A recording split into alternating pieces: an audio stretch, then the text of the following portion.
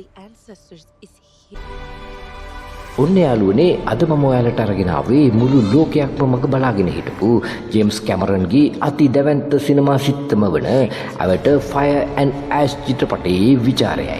මේක epic science fiction සහ action adventure ගණයට අයිති පැන්ඩෝරා ලෝකයේ මීළඟ අධීර සනිටුහන් කරන දැවැන්ත නිර්මාණයක්. කලින් චිත්‍රපටවල අපි දැකපු ජලය හා වනාන්තර වලට වඩා හාත්පසින්ම වෙනස් ගින්දර සහ අලු සමග සටන් කරන අලුත්ම නාවී ගෝත්‍රයක් වටා තමයි මේ කතාව ගෙතෙන්නේ. චිත්‍රපටයේ කතාව ආරම්භ වෙන්නේ ජේක් සුලි සහ නීතිරි තමන්ගේ පවුලත් එක්ක පැන්ඩෝරා ලෝකයේ මුහුණ දෙන අලුත්ම අභියෝගයක් එක්කයි.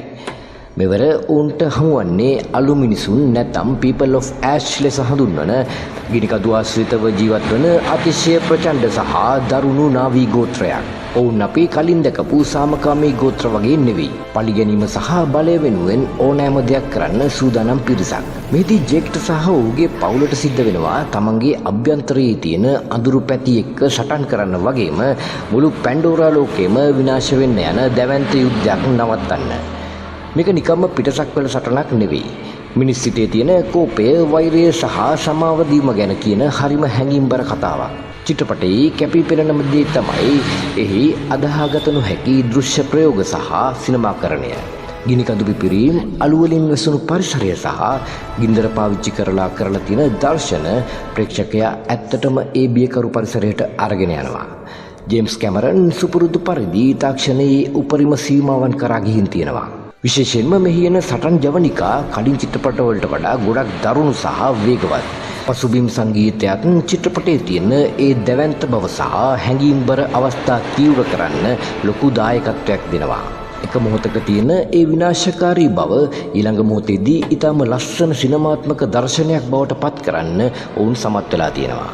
ප්‍රධාන චරිත නිරූපණය කරන සෑම් වතින්ටන් සහ සෝයි සල්ඩානාගේ රංගනය මෙවරත් ඊටම විශිෂ්ටයි.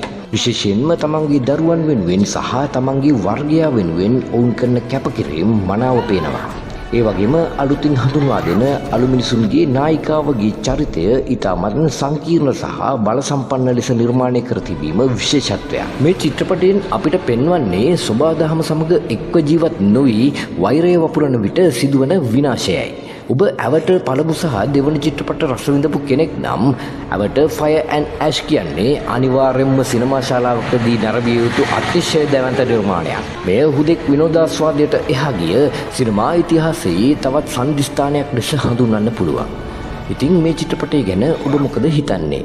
අලු මිනිසුන් සහ ජේක් සුලි අතර සටනකින් කවුරු දිනයි කියලා ඔබ හිතනවාද? පහලින් කමෙන්ට් කරන්න. තවත් මෙවැනිම විචාරයකින් අපි හමු වෙමු. ඒ වගේම අපේ YouTube channel එක subscribe කරන්නත් පහළ තියෙන bell සලකුණ click කරන්නත් අමතක කරන්න එපා.